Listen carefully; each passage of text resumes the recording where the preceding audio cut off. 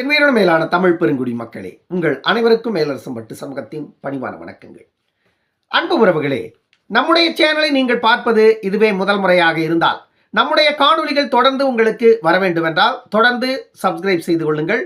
நம்முடைய காணொலி பற்றின உங்களுடைய மேலான கருத்துக்களை கருத்துரை பகுதியிலே தவறாமல் பதிவு செய்யுங்கள். அன்பு உறவுகளே, வாருங்கள் இப்பொழுது காணொலிக்குள்ளே செல்லுவோம். நேற்று சமூக வலைதளங்களில் ஒரு ஆடியோ பேச்சு ஒன்று ரிலீஸ் ஆகி பாட்டாளி மக்கள் கட்சி தொண்டர்களுக்கு எதிராக தமிழ்நாட்டில் இருக்கின்ற ஒரு குறிப்பிட்ட கட்சி இந்த வேலையை பார்த்துருக்காங்க. பாட்டாளி மக்கள் கட்சியின் தொண்டர்கள் வந்துட்டு பாமக மேல விரக்தியா இருப்பதாக அந்த காணொலியிலே அந்த இரண்டு இளைஞர்கள் பேசுறத கேட்க முடிந்தது. அவர்கள் பாட்டாளி மக்கள் கட்சியை சார்ந்தவர்களா அப்படின்னா, உண்மையிலேயே பாட்டாளி மக்கள் கட்சியை சார்ந்த எந்த ஒரு இளைஞனும் அப்படி பேசுவதற்கு வாய்ப்பே இல்லை. 100 விழுக்காடு. இது பாட்டாளி மக்கள் கட்சிக்கு எதிராக வேண்டுமென்றே திட்டமிட்டு இப்படி ஒரு காணொளி 2019 திமுக செய்த மிகப்பெரிய வேலை இதுதான். 2019 சமூக வலைதளங்களில் பாமகவிற்கு சாதகமாக பேசுவதற்கு யாருமே இல்லாத ஒரு காலகட்டத்தில் திமுக பாமகவிற்கு எதிராக செய்த மிகப்பெரிய சதி வேலை இதுதான். அதே வேலையை இப்பொழுது கையில் எடுத்திருக்கிறது காவும் விசிகாவும். இந்த வேலையை பார்த்தது யாருன்னு பார்த்தீங்கன்னா விசிகாவுடைய ஐடி விங்கு. விசிகாவுடைய ஐடி விங்கில் எல்லா யூடியூப் சேனல்லையும் இந்த காணொலி வந்துட்டு பதிவேற்றப்பட்டு இருக்கிறது. பாட்டாளி மக்கள் கட்சியின் தொடரை வந்துட்டு வன்னியர் சங்க கூட்டம் நடக்குது, வாடா கூட்டத்துக்கு போகலான்னு ஒருத்தர் அழைக்கிறாரு.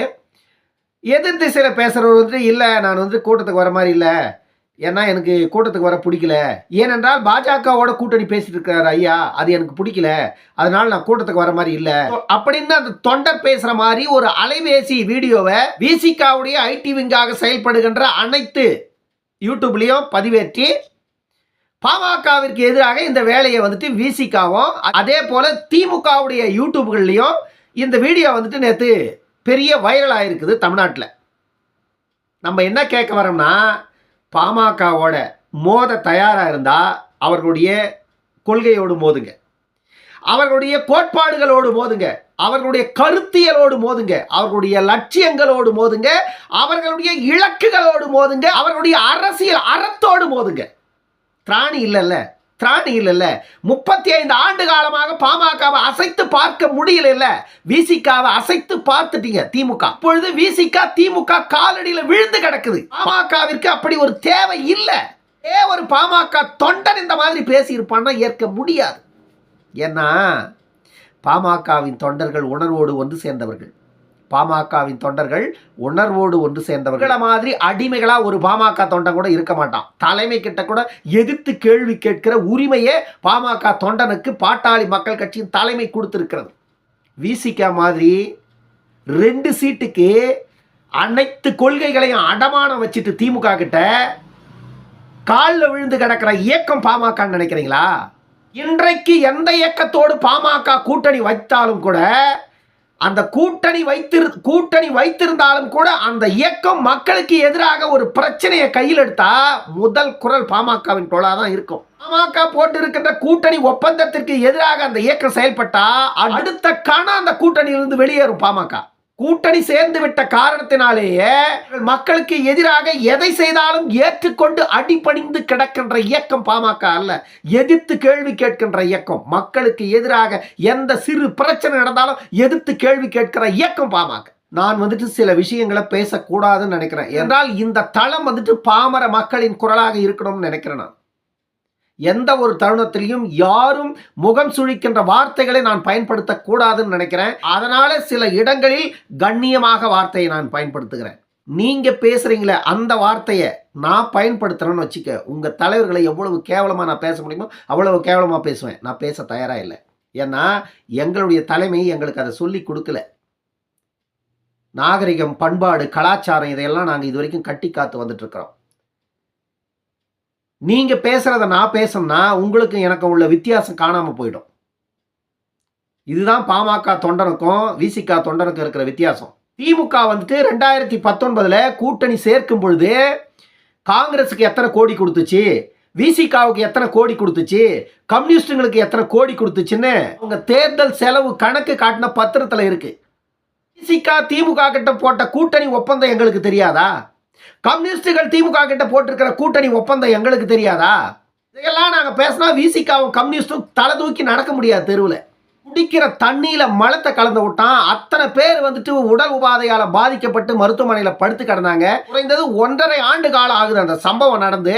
இதுவரைக்கும் அந்த குடிக்கிற நீர்ல மலம் கலந்த நாதாரி எவன்னு கண்டுபிடிச்சு நீதியின் முன் நிக்க வைக்கிறதுக்கு உங்களுக்கு துப்பு இல்ல. அதிகாரத்தில் இருக்கிற திமுகவை கேட்கறதுக்கு உங்க தலைவருக்கு வக்கு இல்ல. பாமகவுக்கு எதிராக இந்த மாதிரி வேலை பார்த்துக்கிட்டு சுத்துறீங்களே, இதை திருவோடு எடுக்கலாம்டா போயிட்டு. நீங்க ஒருபோதும் பாமக தொண்டை இயக்கத்துக்கு எதிராக எவரும் நிற்க மாட்டான். இயக்கத்தின் தலைமை வந்துட்டு எப்பொழுதுமே மக்களுக்கு எதிராக நின்றதே இல்லை. இயக்கத்தின் தலைமை எப்பொழுது எந்த முடிவை எடுத்தாலும் மக்களின் நலன் சார்ந்துதான் எடுக்கும். விசிகா போன்று மக்களை கொண்டு போய் அடமானம் வச்சுட்டு ஒரு சீட்டுக்கும் அரை சீட்டுக்கும் பிச்சை எடுக்கிற இயக்கம் இல்லடா பாமக. 2021 23 சீட்டுகளுக்கு பாமக கட்டுப்பட்டதன் காரணம் என்ன அப்படின்னா, பாட்டாளி மக்கள் கட்சியின் நீண்ட நாளைய கோரிக்கையான வன்னியர்களுக்கு தனியாக இடஒதுக்கீடு வேண்டும் என்ற கோரிக்கை. தனியாக வன்னியர்களுக்கு இடஒதுக்கீடு வேண்டும் என்பதால நீங்கள் எங்களுக்கு தேர்தலில் போட்டியிடுவதற்கான இடங்களை குறைத்துக் கொண்டாலும் பரவாயில்லை, ஆனால் நாட்டில் உள்ள இந்த பெரும்பான்மை மக்களுக்கு தனியாக இடஒதுக்கீடை கொடுத்து விடுங்கள், அது போதும் என்றுதான் மருத்துவர் ஐயா அவர்கள் அப்பொழுது 23 இடங்களுக்கு கட்டுப்பட்டார். பாட்டாளி மக்கள் கட்சி எந்த தருணத்திலும் எந்த ஒரு முடிவை எடுத்தாலும் மக்களுக்கான முடிவாகத்தான் இருக்குமே தவிர பாட்டாளி மக்கள் கட்சியின் தலைமைக்காக எப்பொழுதுமே முடிவெடுப்பது இல்லை. பாட்டாளி மக்கள் கட்சியின் தலைமை எடுக்கின்ற ஒவ்வொரு முடிவும் தமிழ்நாட்டில் உள்ள பாமரர்களின் உரிமைக்காக எடுக்கின்ற முடிவு. அது ஒருபோதும் உண்மையான பாமகவின் விசுவாசியே தலைமைக்கு எதிராக எப்பொழுதுமே நின்றதே இல்லை. மருத்துவர் ஐயாவை விட அந்த மக்களுக்கு உண்மையாக இருக்கின்ற தலைவன் உண்டா தமிழ்நாட்டில்?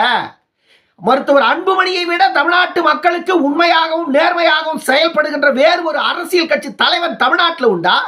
திருமாவளவன் எல்லாம் ஒரு மக்கள் தலைவனா?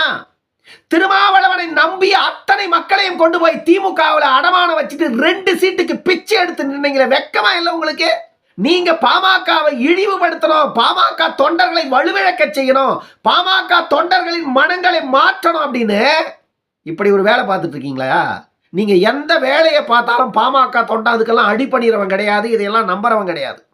நீங்க யாரு, நீங்க எப்படியாப்பட்ட கும்பல், 2019 எந்த மாதிரி கேவலமான வேலையை செஞ்சீங்கன்னு மொத்தத்தையும் நாங்க பார்த்தவங்க. நாங்க கடந்து வந்த பாதை நீண்ட தூர பாதை.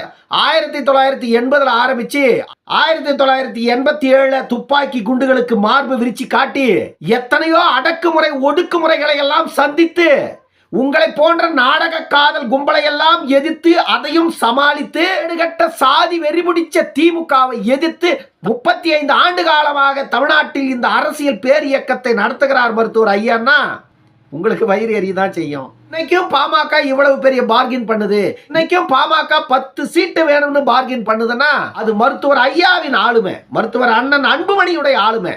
மருத்துவர் ஐயா என்ன திருமாவளவனா? அண்ணன் அன்புமணி என்ன திருமாவளவனா? மு.க. ஸ்டாலின் காலில் போய் விழுந்து கிடக்கிறதுக்கு? பாமகவுக்கு என்று ஒரு தனித்தன்மை உண்டு. அந்த தனித்தன்மையை ஒருபோதும் உங்களைப் போல சில்லு வண்டுகள்லாம் சிதைக்க முடியாது. எத்தனையோ தடங்களை கடந்து வந்த ஒரு பேர் இயக்கம். இந்த இயக்கத்தை உங்களால் ஆட்டி கூட பார்க்க முடியாது. 2024 தேர்தல் களம் எல்லாத்தையும் தவிடுபடியாக்கி காட்டும். பொறுத்திருந்து பாருங்க. இன்னொரு காணொலியில் சந்திக்கும் வரை உங்களிடமிருந்து விடைபெற்றுக் கொள்வது மேலரசம்பட்டு சண்முகம். நன்றி, வணக்கம் அன்பு உறவுகளே.